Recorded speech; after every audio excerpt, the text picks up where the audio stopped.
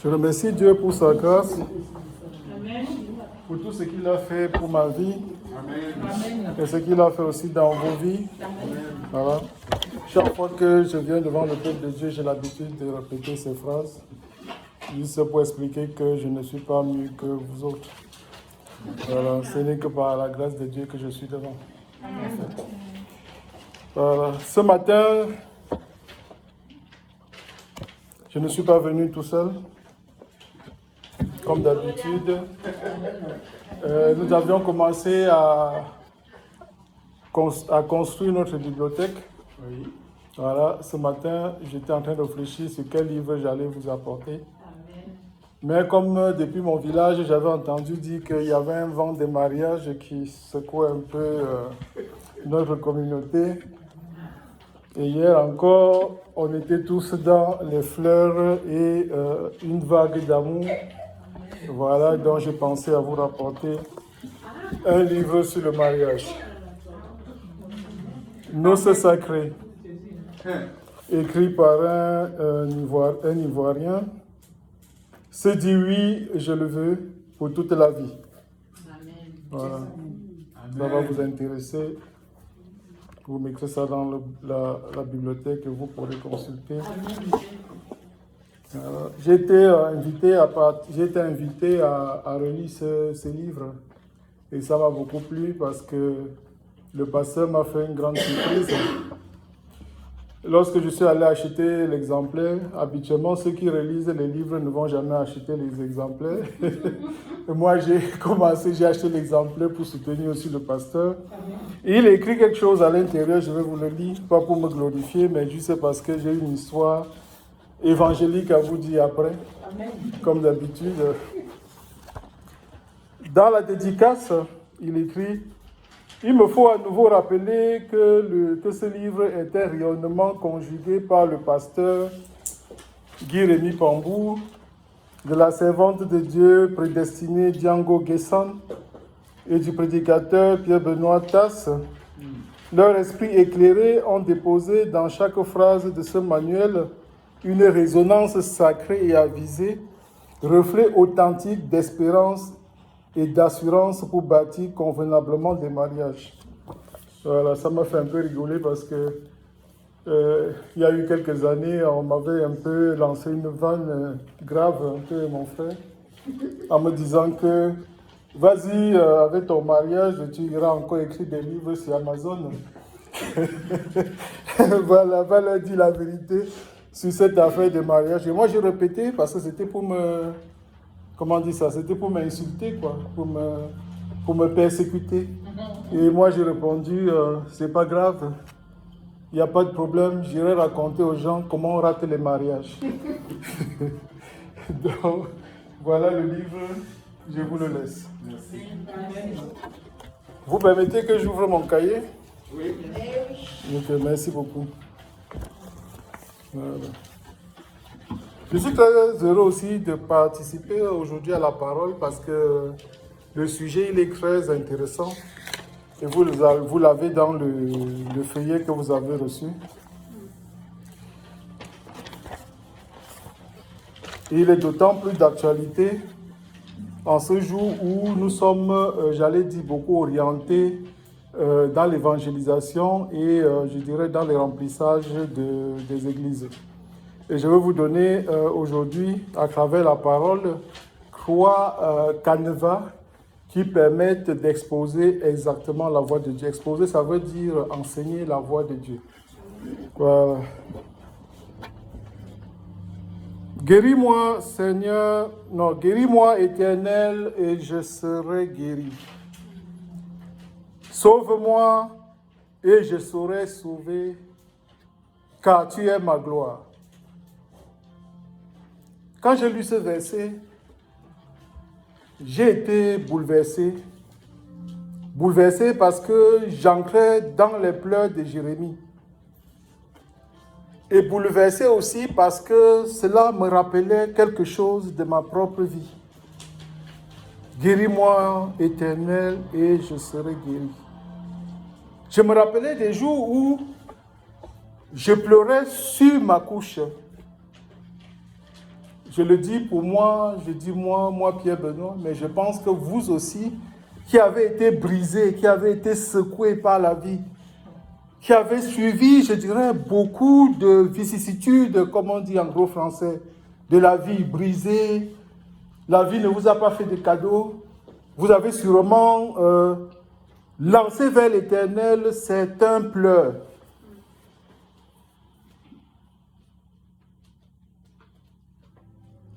Vous vous êtes souvent dit, est-ce que Dieu écoutait ces pleurs? Tous ceux qui sont passés, je dirais, sur le chemin de l'Évangile ont connu des moments de souffrance, ont connu des moments de tristesse, ont connu des moments où ils ont eu à pleurer Dieu, à supplier Dieu de les épargner de pas mal de choses. Je le dis pour moi, je le dis pour vous, je le dis pour des personnes que j'ai eu à fréquenter. Et je peux remonter jusqu'au Fils même de Dieu, Jésus. Et ces versets m'ont rappelé quand il était à Gethsémani et qu'il était dans des moments de prière intense. Et la parole de Dieu nous indique à quel point il souffrait. Et je paraphrase, que cette coupe s'éloigne de moi. Et on dit que il suait des gouttes de sang. Et si on continue, on tourne la Bible, on arrive encore à des versets qui parlent des pleurs, qui parlent de la souffrance. Au niveau de la croix, Jésus lui-même, il a dû dire, à un certain moment, je paraphrase, « Mon Dieu, pourquoi tu m'as abandonné ?» Je me suis demandé pourquoi Jérémie était considéré comme un prophète pleureur. C'est vrai que dans son ministère, il a passé son temps à pleurer. Quand on regarde, on tourne, on regarde Jérémie, par-ci, Jérémie se lamente, Jérémie, jusqu'à ce qu'on l'a même surnommé prophète pleureur. Comment on peut avoir un ministère dans lequel on ne fait que pleurer? Guéris-moi, Seigneur, et je serai guéri. Cette phrase me revenait toujours en tête quand j'essayais de comprendre ce fameux Jérémie, ce prophète Jérémie. Guéris-moi, guéris-moi. Eh oui, Dieu, je vais te guérir. Je me mets déjà à la place de Dieu, quoi. Je te guéris de quoi? Est-ce que tu es malade, Jérémie?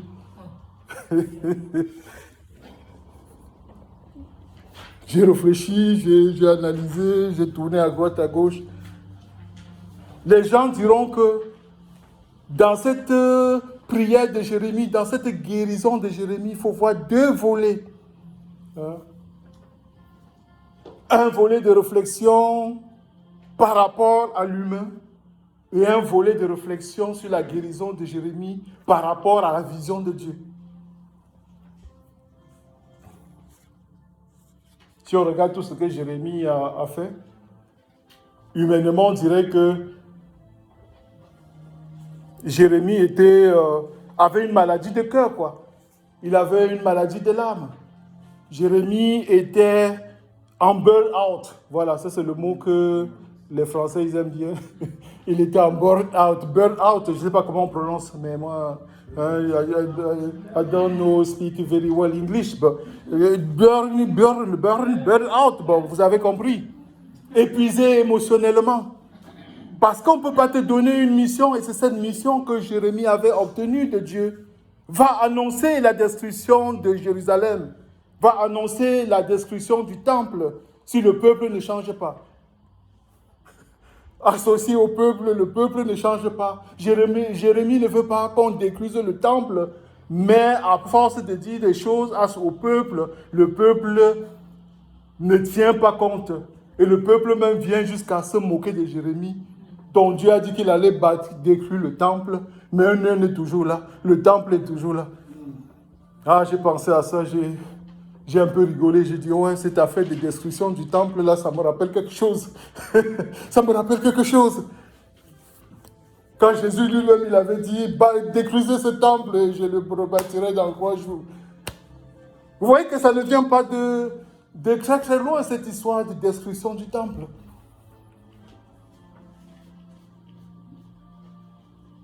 Guéris-moi, Seigneur, et je serai guéri. Jérémie malade? Non. Jérémie a reçu un ministère. Un ministère où il était obligé, j'allais dire obligé, non. Dieu a dit, tu vas incarner son ministère. Hein, vous voyez où je suis en train d'arriver. Pour l'évangéliser, expliquer la voie de Dieu. Dieu a dit, toi, Jérémie, tu seras indissociable de ton ministère.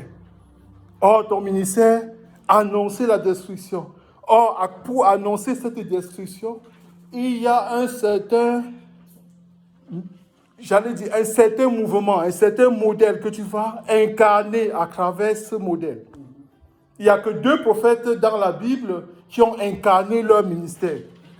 Le prophète Jérémie, on va développer, et le prophète Osée. Parce que la fête d'Osée avec ses mariages, chaque fois que j'y pense, et j'ai repensé parce que j'avais un ami, hein, on a eu un frère Osée, que sa femme était aussi infidèle. Jusqu'à on s'est même posé la question, le frère à l'époque, est-ce que le nom Osée ne pousserait pas à avoir des femmes infidèles?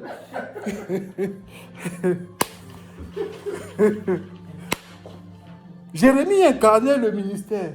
Et pour incarner son ministère, Dieu l'avait pris tout petit, encore très jeune. Et il voulait même fuir le ministère. Et Dieu a dit non, c'est toi. Il a dit, Seigneur, je ne sais pas parler. Dieu a dit non, c'est toi que j'ai choisi.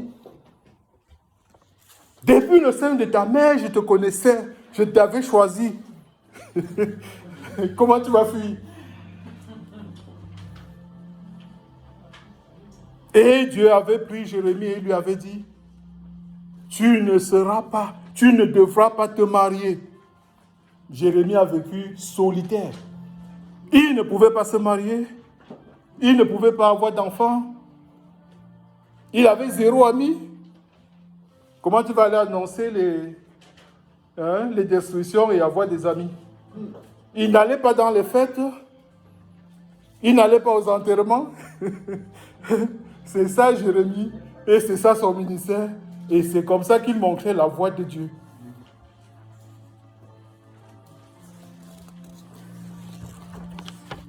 Mais j'ai beaucoup aimé l'approche jérémiale, je peux dire ça comme ça. Si on vous me prêtez ce mot français là. Par rapport à Dieu. Parce que moi j'ai toujours aimé, je vous l'ai déjà parlé aussi à un moment quand je prêchais, j'ai dit, j'aime les gens qui discutent avec Dieu, j'aime les gens qui discutent avec Jésus, hein, comme au temps de Don Camillo. Hein, vous connaissez le film, le vieux film. Discuter avec l'Éternel, discuter avec Dieu. Ah Seigneur, ce que tu m'as fait, ça ne me plaît pas. Ah voilà. Hein? Et c'est ce que Jérémie a dit, je maudis même le jour où je suis né. Hein? Pourquoi tu me fais ça, Seigneur? Pourquoi tu me fais ça? Hein? Éloigne ça de moi, Seigneur, éloigne. Tu dis que c'est mon ministère, mais je ne veux pas ce ministère pour aller montrer. Hein? Comme Jonas, là, je fuis. Tu veux pas que j'ai d'amis? Jérémie a beaucoup souffert. Il a beaucoup souffert. Et c'est pour ça que je vous l'ai écrit dans le bouquin, dans le flyer. La voix de Dieu se vit avant de se dire. Parce que c'est facile de dire. Hein? Dieu est capable, oui. Comme l'inventeur de la chanson, Dieu est capable. Dieu est capable. Mais tu n'as rien vécu de difficile qui te prouve que Dieu est capable. Et tu oses prononcer que Dieu est capable. Si on pouvait demander à tous ceux qui aujourd'hui veulent dire des choses sur Dieu, de donner leur CV, leur CV divin. Qu'est-ce que Dieu a fait pour toi? Pourquoi aujourd'hui tu viennes me dire qu'il est capable de faire cela? Tu me le dis pour que je mette de l'argent dans la quête? Tu me le dis pour que je fasse telle ou telle chose? Et l'avantage de ça, en fait, c'est que lorsque Dieu t'a formé, lorsque tu as fait un avec la souffrance de Dieu, le message qui sort est un message poignant, est un message où tu n'as pas besoin d'utiliser les fioritures pour pouvoir embellir. La personne qui t'écoute est touchée parce que cela vient de toi. Dieu est avec toi. J'ai beaucoup aimé ce Jérémie. J'ai aimé beaucoup ce Jérémie.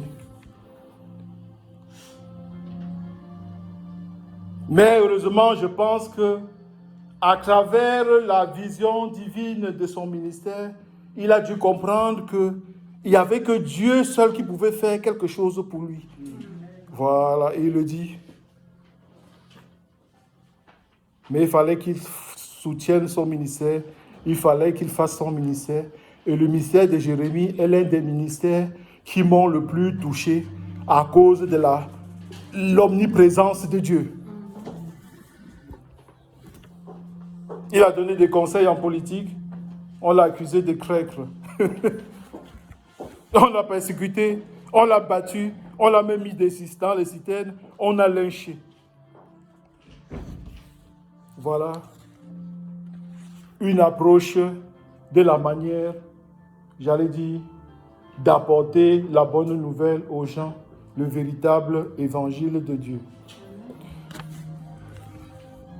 Il y a beaucoup de choses à dire sur Jérémie, mais passons. Allons à un autre chapitre, allons à une autre figure, celle d'Apollos. Comme la prédicatrice a parlé tout à l'heure, a expliqué, a lu un texte qui nous a beaucoup marqué. Un Apollos qui était talentueux, un Apollos qui était zélé, un Apollos qui, dans l'assemblée des saints, apportait de la bonne nouvelle, enseignait les gens. Et tout cela avec une lacune qu'on a soulignée. Il ne connaissait que l'évangile des gens. Il ne connaissait que le baptême des gens. Et je me suis arrêté à un niveau, j'ai dit, comment on peut arriver à enseigner la voix de Dieu si on ne connaît pas pleinement tout l'évangile, si on ne connaît pas tous les baptêmes? Comment est-ce que l'on peut être, j'allais dire, crédible dans le processus qui va nous amener vers Dieu?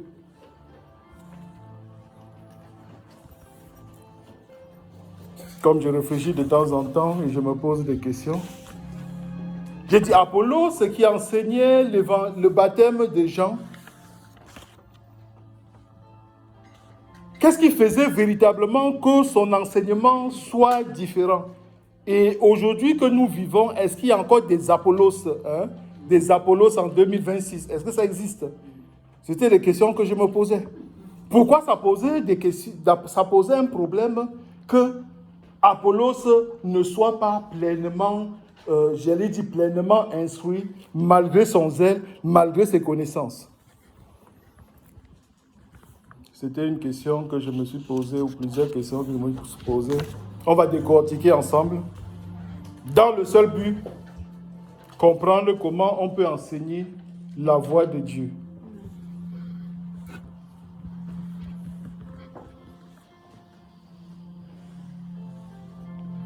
Apollos, c'est illustré par des manquements. Il enseignait le baptême des gens. Donc j'ai supposé à un certain moment que s'il ne connaissait que le baptême des gens, ça veut donc dire qu'il n'avait pas été en contact avec ce que Jésus était devenu. Parce qu'il expliquait bien que Jésus est le Messie. Oui, Jésus est le Messie. Mais est-ce que Apollos était au courant que avec Jésus, il y a eu des choses qui se sont passées? Je ne sais pas si vous comprenez un peu. Vous vous identifiez à quel moment Apollos a raté le passage, en fait. Apollos a raté la croix. Apollos a raté la résurrection de Jésus. Apollos a raté la Pentecôte. Qu'est-ce qui s'est passé? Qu'est-ce qui s'est passé? C'est ce point-là qu'il faut peut-être comprendre avant d'avancer. Et moi, je crois que Apollos a dû rencontrer les disciples des gens. Vous voyez qu'il a dû rencontrer. C'est ce que moi je me dis. Je ne sais pas ce que la Bible dit, mais il a rencontré les disciples des gens, puisque à ce moment-là, dans l'ancien temps, au temps de Jésus, l'information allait de bouche en bouche, j'allais dire de communauté en communauté. Donc il n'a pas rencontré une communauté qui avait vécu l'expérience de Jésus ressuscité. Il a donc rencontré une communauté qui était, je dirais, en accord avec Jean-Baptiste. Or, ce qu'on avait vu la dernière fois dans une des prédications, Jean-Baptiste était un émissaire qui était venu pour présenter Jésus. Donc, il ne pouvait pas, en tant que présentateur, être avec l'élément qu'il présentait. Donc, il a présenté Jésus quand Dieu s'est rendu compte, quand Dieu, c'est lui qui est l'architecte. À un certain moment, il a dit, bon, Jean-Baptiste, je te reprends avec moi. J'ai dit, je te reprends avec moi. Vous savez comment il est mort. Donc, mais ce sont Dieu derrière les reprises, en fait. Quelle que soit la nature de ces reprises-là. Voilà. Il a repris Jean. Mais qu'est-ce que les disciples de Jean sont devenus? On n'en a jamais parlé. Est-ce qu'il y a des disciples de Jean qui, à un certain moment, parce que Jean, en mourant, savait que Jésus était le Messie. Mais Jean n'a pas vu le Messie devenir Messie. Il n'a vu que l'ombre des choses à venir. Et même comme on avait vu la dernière fois, dans la prédication, il a même eu un doute. Il fallait que ce soit Jésus qui vienne encore le convaincre que l'affaire que toi tu avais dit que j'étais le Messie, là que tu avais vu, maintenant tu me demandes encore, est-ce que c'est moi le Messie? Qu'est-ce qui t'arrive, Jean-Baptiste? Est-ce que la prison t'a un peu tchakala, comme disent les Camerounais? Qu'est-ce qui t'arrive? C'est toi qui as annoncé que le Messie qui arrive, c'est moi. Aujourd'hui, tu envoies des gens me demander, est-ce que c'est moi le Messie? Donc, au sorti de ça, les disciples de Jean-Baptiste, est-ce qu'ils se sont greffés comme disciples de Jésus, ou est-ce que, découragés par la mort de Jean-Baptiste, ils ont émigré, voilà, ils ont commencé à voyager. Et c'est là peut-être qu'ils ont rencontré Apollos. Apollos a reçu aussi la nouvelle. Il a reçu la bonne nouvelle, mais il n'a pas reçu la très bonne nouvelle. Il a reçu la nouvelle que le Messie était arrivé. Il est capable de faire des miracles. Voilà. Mais Apollos n'a pas l'information que ce fameux Messie-là, il est vraiment Messie. Ce n'est pas ce que les gens attendaient. C'est le Messie d'Ésaïe 56 qui dit « Personne n'avait cru. Personne n'avait vu que c'était un homme de douleur. Il a traversé la croix, il a traversé la tombe, mais en fin de compte, Dieu l'a repris, il est ressuscité, et Dieu l'a repris, il est monté au ciel. Et du ciel, à la Pentecôte, il a fait descendre le Saint-Esprit. Et c'est ce Saint-Esprit-là, aujourd'hui, que nous avons, qui constitue ce baptême de sang, ce baptême de l'Esprit et de feu que Jean-Baptiste annonçait. Jean-Baptiste, Apollos, en humilité, homme humble, quoique sage, a écouté Priscille, dans les amis de Paul, le couple ami de Paul. Et maintenant, il s'est adapté, il a reçu l'information, Priscille et Aquilas, il a reçu donc l'information et il a fait sa mise à jour de prédicateur. Voilà.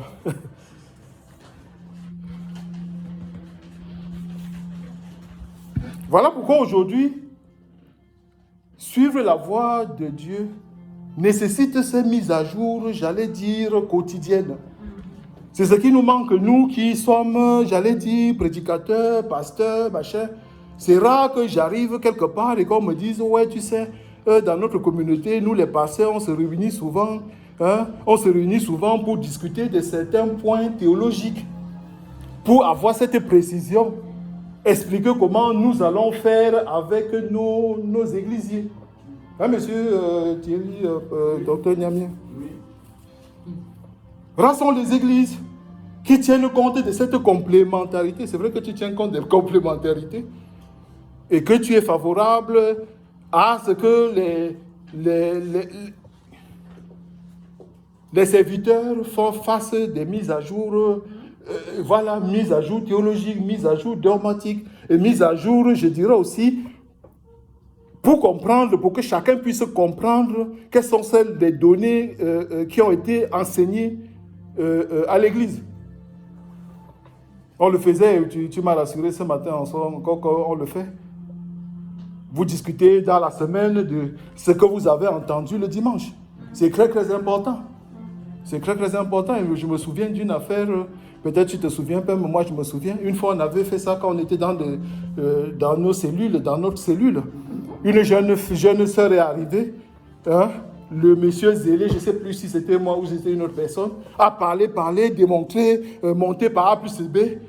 Quand le moment est venu de partage, la sœur, on lui dit, ben, ma sœur, donne ton avis. Et la sœur, elle a dit qu'elle n'a rien compris. Hein? Au lieu que je sois là en train de m'énerver et tout, ah ouais. On était zen, frère. On a recommencé, on lui a expliqué tout du début jusqu'à la fin. Et c'est ça qu'il faut faire. Quand elle est partie, elle était satisfaite, non? Voilà, elle était très, très heureuse. Enfin, elle est arrivée dans une communauté où elle a compris une prédication du début jusqu'à la fin. Voilà. C'est ce que nous devons faire. Hein? On doit prêcher avec l'exactitude. Quand ça ne va pas et que tu n'as pas compris, à la fin, viens voir un peu. Si tu as honte de demander au prédicateur parce qu'on ne te donne pas l'opportunité de poser la question, viens voir le prédicateur après. Tu as dit telle chose, c'est quoi ces bêtises-là? Qu'est-ce que tu as raconté? Moi, ça me plaît quand on vient me dire ça.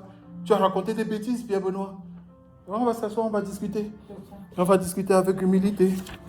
Voilà. Mais ça ne m'insulte pas beaucoup avant. Voilà. Bon. Donc, le message d'Apollos, la manière dont Apollos a mené les gens vers la voie de Dieu, elle était un peu, j'allais dire, chaotique. Elle n'était pas complète. Et ces messages-là ne font pas, ces messages-là ne font pas des bons chrétiens. Parce que les chrétiens, ils sont boiteux, en fait. Hein? Ils sont boiteux, ils ne peuvent pas tenir dans la marche chrétienne.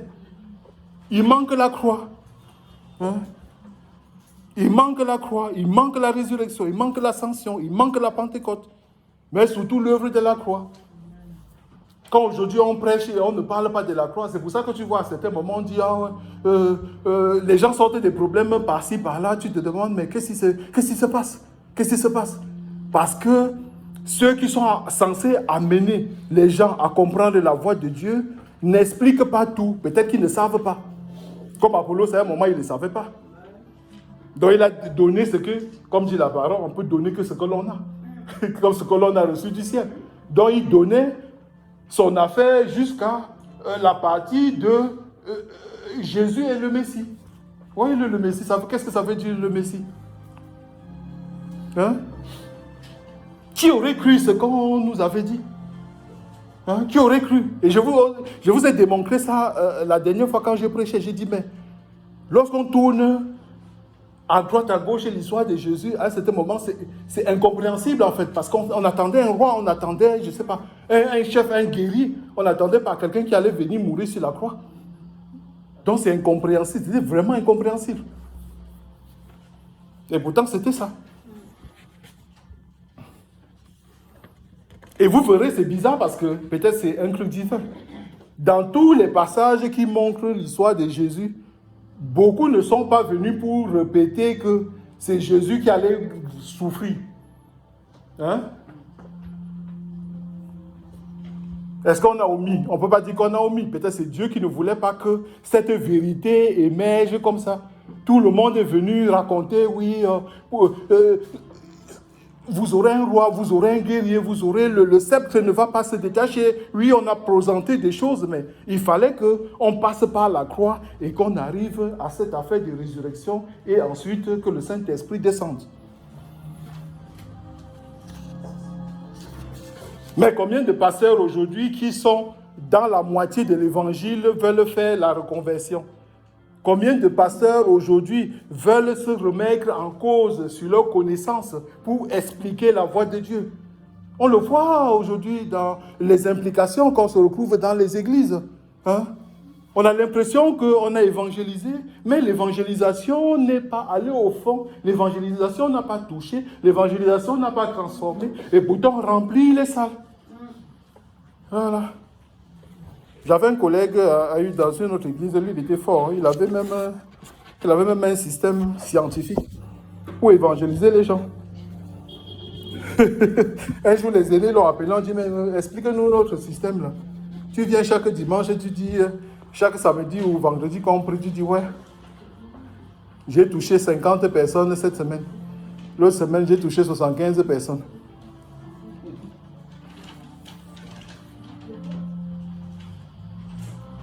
Et je me suis dit à un moment, quand je réfléchissais moi-même, comme il m'arrive de temps en temps de réfléchir, je disais que dans cette histoire de montrer la voie de Dieu, dans cette histoire d'évangélisation, nous nous sommes trompés sur notre marketing en fait. Jésus-Christ produit. Mais le marketing qu'on a mis à côté n'est pas un marketing de Jésus en fait. Parce que si on avait véritablement mis le marketing Jésus, le vrai marketing en fait, je pense que pas que beaucoup de personnes vont l'accepter. Hein. On a embelli le produit. On a embelli le produit avec les bénéfices. Hein, comme dit, oui. Prends les bénéfices, tu les transformes, ça devient des éléments de communication. Hein. On a pris bénéfice. Ah, mariage. Ah oui, si tu viens à Jésus, tu auras le mariage. Si tu viens à Jésus, tu auras l'emploi. Si tu viens à Jésus, voilà. Donc chacun sait pourquoi il est venu à Jésus. Voilà. Surtout si tu as rencontré un bon marketeur. Tu sais que les marketeurs, ils te vendent l'affaire, quoi. Ils sont capables même de te vendre l'affaire les yeux fermés. Tu arrives, tu ne trouves pas le mariage. Tu changes d'église, tu vas dans l'autre. Tu vas là-bas, tu ne trouves pas. Tu te dis, mais qu'est-ce qui se passe? On m'avait dit que cette affaire-là est très très rapide. J'arrive ici, je suis jeune fille, je pimpante, personne ne me siffle même quand je sors. C'est quoi cette affaire de Jésus là? Il y a un pasteur dont j'ai lu le nom là qui me disait et qui avait l'habitude de publier. Tu sais mon frère, l'évangélisation, on s'est trompé d'évangélisation où les choses ont changé depuis l'époque de Jésus. On sort, on cherche, on veut ramener les gens dedans. Mais quand on ramène les gens dedans, on se rend compte que les gens qui sont dedans ne connaissent même pas, ne connaissent pas la croix, ils ne connaissent pas la voix de Dieu. Donc, c'est encore peut-être intéressant que l'on s'occupe des gens de dedans, que l'on recommence à évangéliser les gens qui sont assis à l'église. Parce qu'ils sont venus en tant que leads. Ceux qui font le marketing peuvent comprendre ce que je veux dire. Ils sont venus en tant que leads. Leads, ça veut dire qu'il faut que... On n'a pas converti en fait. On ne les a pas convertis en chrétiens. Ils sont assis, mais ils ne sont pas convertis en chrétiens. Et c'est à nous maintenant de montrer cette voie de Dieu. Par la meilleure manière qui est la précision, qui est l'humilité, qui est véritablement la vérité de l'évangile. Voilà. C'est ce qu'on peut retenir du deuxième texte qui est assez intéressant.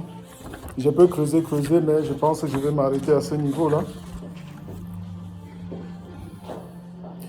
Le troisième texte, je l'aime beaucoup. J'aime beaucoup ce texte-là. Sur les béatitudes, en fait. Voilà, j'ai déjà prêché dessus une fois. C'est encore une occasion de revenir. Je me suis dit que ceux qui suivaient Jésus, là, ils avaient le cardio, hein? Ils avaient le cardio, comme on dit en Afrique. Voilà, je commence à apprendre des petits mots africains. Ils avaient le cardio. Pourquoi je dis qu'ils avaient le cardio? Parce que l'affaire de Jésus, là, c'était pas simple, en fait. Les choses que, parfois, il racontait. Il racontait des choses, à un certain moment, on restait peut-être derrière, on se disait, c'est pas normal, hein, c'est pas normal. C'est pas normal. Il faisait des choses parfois un peu bizarres. Comment est-ce qu'il peut s'asseoir au milieu de plusieurs personnes et on va appeler ça le sermon de la montagne et il sort des profils et il sort des promesses. Et chaque fois qu'il sort un profil, il sort une promesse, on se dit non, ça va pas. Ça fait bizarre son affaire. Hein? Heureux les pauvres en esprit, vous aurez ceci. Heureux ceux qui pleurent, ils seront consolés. Ouais, on va pleurer. Qui va nous consoler? Heureux à toi, heureux à toi. Félicitations à toi qui pleures, ouais, tu seras consolé. Heureux les miséricordieux, voilà. Heureux ceux qui ont le cœur pur. Non, ça faisait un trop bizarre. Ouais. Et il appelle ça, il dit que c'est la voix. On dit que c'est la voix de Dieu. C'est quoi cette affaire? Comment on peut être aussi paradoxal en fait? Hein? Parce que tout ce qu'il a dit, en fait, c'était l'opposé de la connaissance mondaine. Vous comprenez pourquoi l'évangile a du mal à entrer véritablement dans les gens qui sont assis à l'église? Parce que on ne veut pas lâcher la connaissance mondaine. On ne veut pas lâcher la connaissance mondaine. On peut conseiller les sœurs comme n'importe comment, mais elles ne vont pas comprendre. Et ça me rappelle une histoire, peut-être que je la raconte ici, je ne serai pas hors sujet. Parce que j'ai beaucoup d'histoires évangéliques, j'aime bien raconter les histoires évangéliques. Une sœur est venue nous voir une fois. Elle avait un souci dans son travail. Elle mettait des jours, elle voulait choisir des jours. Par exemple, prendre le mercredi. Et le patron disait non, on ne va pas te donner, je ne peux pas te donner le mercredi maintenant parce qu'il faut que j'embauche quelqu'un pour qu'il fasse le mercredi. Donc toi, en attendant, fais le jeudi, fais le vendredi. Comme ça, j'ai mis une annonce, j'attends quelqu'un pour faire le mercredi. Là, elle est venue nous voir et dit que ça ne lui convient pas. Comment on fait quand on est chrétien? Comment on règle l'histoire? Voilà. On lui a expliqué. On l'a dit, bon, comme le patron dit qu'il a embauché quelqu'un et qu'il attend que la personne pour le mercredi, toi, tu vas passer par la sagesse et faire le courrier comme il attend ton courrier pour lui dire que, exceptionnellement, tu es prêt à attendre la nouvelle embauche. Quand cette nouvelle embauche arrivera, puisque tu es en train de travailler le mercredi, monsieur le patron, permettez de me libérer du mercredi, libérer le mercredi pour que je le prenne. Et à ce moment-là, vous classez la nouvelle jeudi ou vendredi, bref, un de mes jours que je n'ai pas envie, je n'ai pas besoin. Elle nous a bien écouté, la sœur. Hein? Elle était, tu sais, souvent les sœurs, quand elles sont zélées, là. Surtout quand elles viennent d'arriver à l'église. Elle nous a bien écouté. On a fait la lettre, on a rédigé la lettre, on lui a donné, on lui a dit, bon, va donner ça au patron. Elle était très contente. Elle est partie maintenant. Une semaine, 2 semaines, on n'a pas de nouvelles. Le jour où on a les nouvelles, on lui demande, mais qu'est-ce qui s'est passé? Surprise. Mon Dieu n'est pas un Dieu de timidité. Mon Dieu ne nous a pas créé comme un Dieu de ce serait. La phrase, c'est quoi la phrase? Je suis tellement perturbé que j'oublie même. Vous connaissez la phrase, non? Le Dieu n'est pas un Dieu de timidité, mais de force. Voilà, c'est ça. Les mamans connaissent bien. Dieu ne nous a pas donné un esprit de timidité, mais il nous a donné un esprit de force. Voilà. Quand on est chrétien, on doit s'assumer. Hein, voilà. Avec surtout encore les histoires de femmes, les gens, ils aiment bien monter sur les femmes. Ils ne veulent pas que les femmes soient, comment vous dites ça, s'épanouissent, quoi. Hein? J'ai demandé le mercredi, il doit me donner le mercredi. Je dis, ah oui, pas la force. Pas la force. Hein? Et quelques temps plus tard, la femme a été chassée de son boulot. Non, c'était pour vous expliquer, je prends cette parenthèse, peut-être que je n'étais pas hors sujet. Non, je n'étais pas hors sujet. J'étais hors sujet ou je n'étais pas hors sujet. Pour dire que cet esprit mondain se retrouve dans l'église et beaucoup pensent que c'est ça le véritable évangile en fait. Un évangile où on ne peut pas être à contre-courant de ce qui est dans le monde, en fait. Il faut dans l'église, on soit mondain. Aujourd'hui, on appelle ça être mondain, c'est ça. Mondain dans l'église. S'habiller dans l'église comme si on était dehors. Faire tout dans l'église comme on était dehors. Tout simplement parce que on ne nous a pas amené, on n'a pas amené ce que nous évangélisons à comprendre que la vie avec Dieu, c'est une vie à contre-courant. La voie du monde valorise le profit, valorise la force, valorise l'autosuffisance, alors que la voie de Dieu valorise l'humilité, la douceur, la pureté de cœur. Voilà. Même si tu es faible, hein, c'est ce qui est dit, non? Même si tu es faible, avec Dieu, tu es fort. Je puis tout parce que Dieu me fortifie. Voilà. Et si tu as des faiblesses, si tu as des manquements, si tu as des choses qui t'empêchent d'aller dans la marche, on l'avait vu dans une autre prédication, Dieu dit, ma grâce te suffit.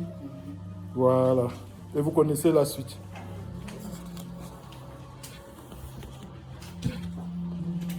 Donc, dans ce tableau, marcher avec Dieu, enseigner Dieu, la marche de Dieu, c'est encore une marche, j'allais dire, d'intention de cœur, une marche de filiation, parce que c'est nous que d'après Jean, qui sommes appelés enfants de Dieu. Nous devons croître avec l'aide du Père pour ressembler au Père. Parce que plus tu approches le Père, plus tu contactes le Père, plus il te contamine et tu deviens comme lui. Amen. Merci Seigneur pour cette grâce que tu nous donnes aujourd'hui. De comprendre, Père, les 3 points forts de cet enseignement qui permet de te connaître. Nous avons vu que pour aller vers toi, nous ne devons pas être aveuglés par le monde. Nous ne devons pas aussi être des aveugles qui conduisent des aveugles. Nous devons accepter ce que ton Fils Jésus-Christ a fait sur la croix. Et nous devons, Seigneur, ancrer cela dans nous-mêmes. Nous avons aussi compris qu'en t'invoquant, Seigneur, qu'en te cherchant, qu'en te rencontrant progressivement, nous obtenons ton caractère. Merci parce que tu nous as envoyé ton Fils Jésus-Christ sur la croix qui a déblayé le chemin et qui nous a montré la voie vers toi. Aujourd'hui, avec cette prédication, nous prions que, comme l'avait dit Jérémie, que ce ne soit pas gravé sur des cœurs de pierre, mais que cela soit gravé véritablement en nous, afin de nous transformer de l'intérieur, pour que nous puissions émerger et enseigner nos frères. Conduis-nous toujours vers le véritable évangile. Permets que nous puissions fuir les demi-évangiles ou les évangiles teintés, des évangiles qui ne sont pas à la gloire de ton nom. Fasse, Seigneur, que nous soyons des artisans de paix. Que dans tous nos moments de pleurs, que tu sois là pour nous consoler. Parce que nous savons que tu es capable et nous ne pouvons regarder nulle part si ce n'est en toi, Seigneur. Je prie au nom de Jésus-Christ, notre Seigneur. Amen. Amen. Amen.